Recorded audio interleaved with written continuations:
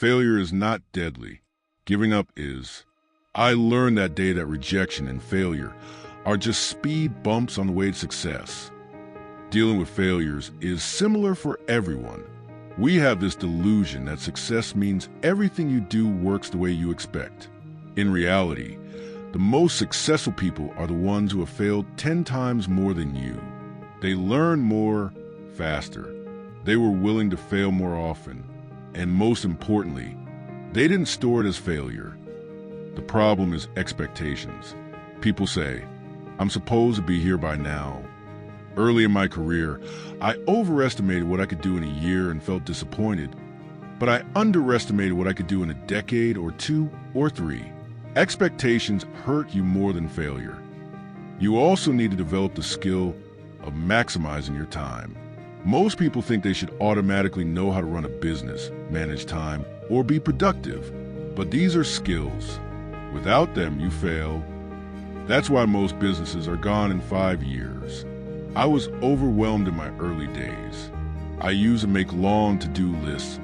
A priority, B priority, C priority. But after months, I realized this is useless. I never finished a list, and it made me feel like a failure. Then I realized thinking is just asking and answering questions.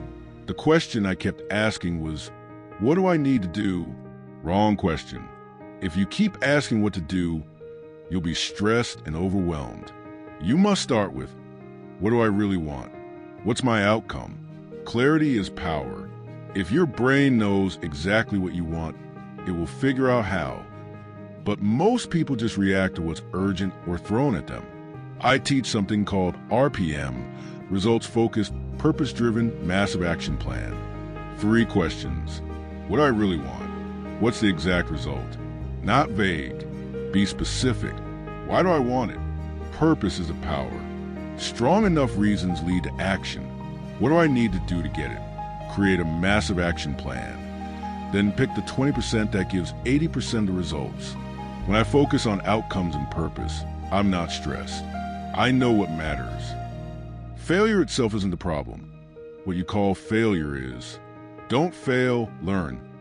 There's a huge difference in your mind and body between I failed and I learned. Let me tell you a story. My close friend Peter Goober, a genius in film and business, once told me how he learned persistence as a kid. His handicapped neighbor struggled every day trying to ride a bike.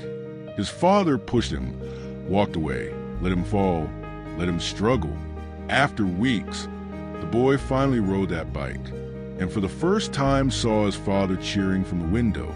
The father wasn't being cruel. He was letting his son learn persistence.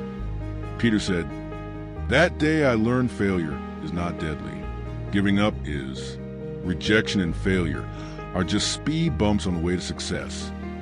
Years later, he became the young chairman of Columbia Pictures. His first film bombed. People doubted him, but he remembered the bike story, and he pushed forward. He told his critics that failure is just part getting better. That vulnerability turned opponents into supporters. The studio became #1. So let me tell you this. Failure is just a speed bump on the way to success. Convert it into learning. When you learn, there is no failure. If you saw how many things I failed at, you'd understand I'm not a superstar. I'm just a persistent person who won't give up, driven by mission, emotion, and desire to serve. Use that emotion. Use it to move forward, not backward.